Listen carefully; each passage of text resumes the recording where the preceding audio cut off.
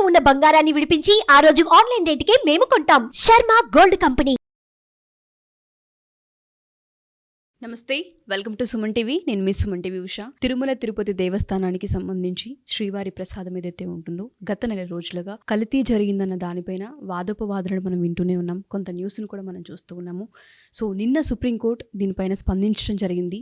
స్ట్రైట్గా స్టేట్కి సంబంధించి కొన్ని క్వశ్చన్స్ని కూడా రేస్ చేయడం జరిగింది. సో దీనికి సంబంధించిన పూర్తి సమాచారం ఏంటి అండ్ దాంతోపాటు ఏ విధంగా ఇన్వెస్టిగేషన్ కొనసాగే అవకాశం ఉంటుంది కల్తీ పైన అన్న వాటిపైన హైకోర్టు అడ్వకేట్ పృథ్వీరాజ్ గారు ఉన్నారు. ఆయన అడిగి డీటెయిల్స్ తెలుసుకుందాం. నమస్తే పృథ్వీరాజ్ గారు. తిరుమల తిరుపతి దేవస్థానానికి సంబంధించి ఏదైతే శ్రీవారి ప్రసాదం ఉందో లడ్డుని అత్యంత ప్రీతిపాత్రంగా మనం భావిస్తూ ఉంటుంటాం. తిరుపతి ప్రసాదం అనగానే ప్రతి ఒక్కరం కూడా చెప్పులు విడిచి చేతిలో రెండు ఇలా పట్టి మరీ తీసుకుంటూ ఉంటాం. అంత పవిత్రంగా మనం భావిస్తూ ఉంటుంటాం. ఎప్పుడైతే ఈ ప్రసాదానికి సంబంధించి కల్తీ అన్న న్యూస్ బయటకు వచ్చిందో చాలా వాదోపవాదనలు మనం వింటూనే ఉన్నాము, చాలా న్యూస్ని మనం వింటూనే ఉన్నాం. సో నిన్న సుప్రీంకోర్టు స్పందించి స్ట్రైట్గా స్టేట్కే కొన్ని క్వశ్చన్స్ని సంధించారు. సో దీనికి సంబంధించిన పూర్తి సమాచారం ఏంటి, అసలు సుప్రీంకోర్టు స్పందించిన విధానం ఏంటి?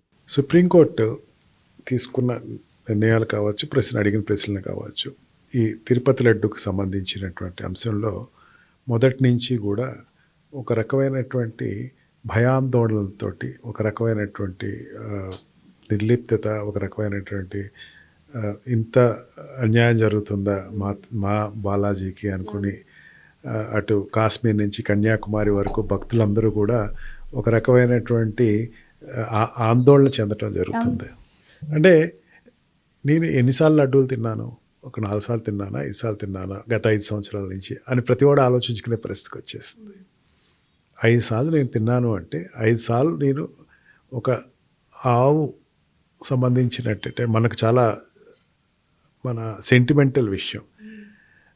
గోవు కొవ్వు తిన్నాను, నేను ఒక పంది కొవ్వు తిన్నాను, నేను ఒక అన్న భావన ప్రతి వాడిలోనూ ఇక్కడికి వచ్చే లోపలిగా చొచ్చుకుపోయింది ఉషా. దీంట్లో అంటే కల్తీ జరగటం వేరు. కల్తీ అనేది ప్రతి చోట కల్తీ అని చెప్పచ్చు. ఈ రోజున కల్తీలో మనం మంచిది అనుకుంటాం, కష్టం అన్న పరిస్థితిలోకి వెళ్ళినప్పుడు అది పెద్ద ఆలోచించదగ్గర విషయం కాదు. కానీ కల్తీ ఎటువంటి కల్తీ జరిగింది?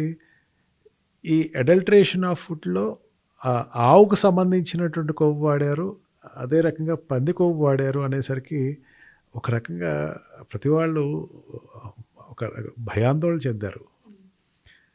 ఇది తిన్నందుకు మేము ఎంత పాపాత్ములు అయిపోయాం,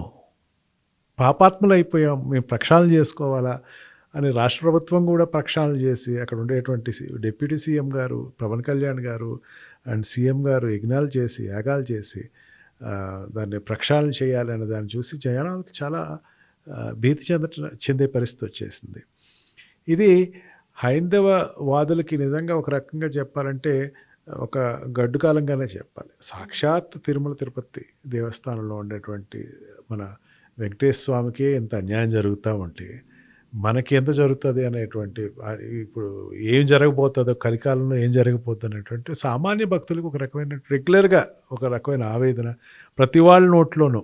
మీరు చెప్తే నమ్మరు, ఢిల్లీలో రీసెంట్గా నేను ఈ ఇష్యూ జరిగినప్పుడు వెళ్ళటం జరిగింది. అక్కడ కూడా ఢిల్లీలో డిస్కషన్ కూడా ఇదే, తిరుపతి లడ్డులో ఇది జరిగిందట, నువ్వేమైనా ఈ మధ్యన తిన్నావా అంటే ఒక తిని పాపం చేసావా అన్న భావనకు వచ్చేసారు జనాలు అందరూ. అంటే ఎక్కడో డీప్గా ప్రతివాడి మనోభావాన్ని దెబ్బతీసే విధంగా అంతకుముందు ఆలయ అధికారులు చేసిన పనికి సుప్రీంకోర్టు తీసుకున్న పిటిషన్ యాక్సెప్ట్ చేసి దాని మీద విచారణ చేస్తున్నందుకు సుప్రీంకోర్టు కూడా దీంట్లో ఇన్వాల్వ్ అయ్యి నిన్న జరిగిన విచారణలో చాలా స్పష్టంగా చెప్పింది ఏంటంటే, కొంచెం రిపోర్ట్స్ అన్నీ క్లియర్గా రానివ్వండి, కాస్త రిపోర్ట్స్ అన్నట్లో ఫస్ట్ రిపోర్టు, సెకండ్ రిపోర్ట్ అంటే ఒక రిపోర్ట్ మళ్ళీ కంపారిజన్ వేరే. అప్పటి వరకు కొంచెం దీని గురించి ఎక్కువ జనాలు ఆందోళన చెందుతున్నారు, ఆందోళన చెందనివ్వకుండా చూసుకోండి, మళ్ళీ లేనిపోయిన సెంటిమెంటల్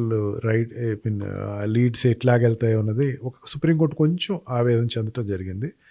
దాని మీద సుప్రీంకోర్టు రాష్ట్ర ప్రభుత్వానికి కూడా చెప్పింది, గమని కామెంట్స్ చేయకండి అట్లాగా అని చెప్పి.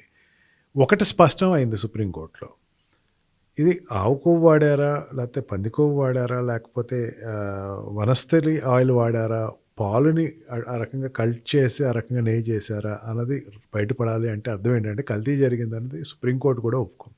దీంట్లో సీఎం గారు మిగతా కల్తీ గురించి పక్కన పెడితే ఒక ఇష్యూ గురించి ఆంధ్రప్రదేశ్ సీఎం గారు చెప్పడం జరిగింది. ఏమన్నారంటే ఒక నెయ్యి ఏదైనా మామూలు నెయ్యి కానీ ఏదైనా తీసుకురావాలంటే దానికి ఇంత రేటు ఉంటుంది, కొన్ని 1000 పైన 2000 పైన ఉంటుంది. అంటే ఆవులోంచి వచ్చేటువంటి నెయ్యి చాలా తక్కువ శాతం ఉంటుంది కాబట్టి 1000, 1500, 2000కి సంబంధించిన బడ్జెట్కి సంబంధించిన ఇష్యూ కాదు ఉషా ఇది. ఎందుకంటే బడ్జెట్ అనేది వీళ్ళని ఎవరు నిర్ణయించడానికి, ఆయనకి సంపద ఉంది, ఆయన పెట్టుకుంటున్నాడు, ఆయన ఇచ్చేటువంటి ప్రసాదాల్లో సంపాదన. దీంట్లో నెయ్యి అనేది 300 రూపాయలకు రాదు కదా, హీనపక్షంలో 300 రూపాయలు రాదు కదా.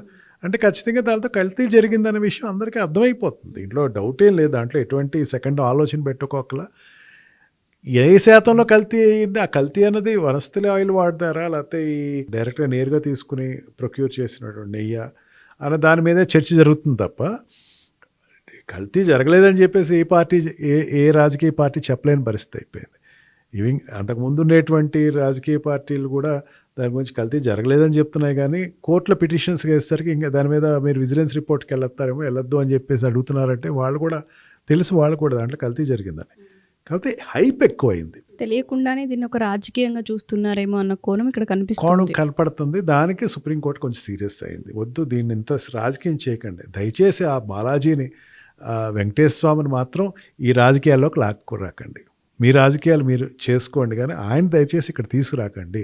ఎందుకంటే ఆయన చాలా ఆయన పనేదో ఆయన చేసుకుంటున్నాడు, ఆయన ఏదో జనాల గురించి ఆలోచిస్తున్నాడు, ఆయన జనాల నుంచి కాస్త మంచి వాళ్ళకి ఏదో మంచి చేయాలన్న ఆలోచనతో ఉన్నారు. ఆయన అనవసరంగా దీంట్లో లాక్కురండి, పాలిటిక్స్లోకి ఈయన లాక్కు రావద్దని మాత్రం సుప్రీంకోర్టు చాలా గట్టిగానే చెప్పింది. ప్రీ హ్యాండ్గా పోస్ట్ హ్యాండ్గా కానీ ఈ ఎంక్వైరీ ఫస్ట్ టైం జరిగిన ఎంక్వైరీ మీదే కంక్లూషన్కి వస్తున్నారు, కాదు ఇంకో ఎంక్వైరీకి పంపించాలి, అక్కడ కూడా అది వస్తే అప్పుడు ఏదైనా ముందు రిపోర్ట్స్ రానివ్వండి, రిపోర్ట్స్ రాసి మీరు ఒక నివేదిక తీసుకురండి, ఆ నివేదికను బట్టి దాన్ని బట్టి ఆలోచన చేయండి, కానీ తొందరపడి ఒక మాటలు అనేసేయకండి.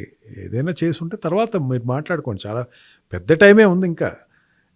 ఈ లోపల మీరు తొందరపడి ఒక మాట అంటే జనాలకి ఒక రాంగ్ మెసేజ్ వెళ్ళిపోతుంది. తిరుపతి ఆందోళన చెందుతారు, భక్తులందరూ ఆందోళన చెందుతారు. మా వెంకటేశ్వర స్వామికి ఏమైపోతుంది, మా దేవుడికి ఏమైపోతుంది, మా ఎలవేలకి ఏమైపోతుంది అన్న ఆందోళన చెందుతారని సుప్రీంకోర్టు అయితే చాలా స్పష్టంగా జరిగిందమ్మా. సో దీనికి సంబంధించి ఇంకా ఇన్వెస్టిగేషన్ విచారణ జరుగుతుంది కాబట్టి అది వచ్చేంత వరకు వెయిట్ చేయాలి. సో దీనికి సంబంధించి కల్తీ అసలు ఏం జరిగిందన్న విషయాలైతే బయటికి రావాల్సిన అవసరం ఉంది. మీరు అన్నట్టుగానే ఎవరైతే భక్తులు ఉంటూ ఉంటారో ఆందోళనకు దిగారనే చెప్పాలి, ఆందోళనకు గురయ్యారనే చెప్పాలి. ఇంకొంతమందిని కనుక మనం చూస్తే ఏదేమైనా దీనికి సంబంధించి పూర్తి వివరణ వచ్చే వరకు వెయిట్ చేద్దాం sir. Thank you sir, thank you so much.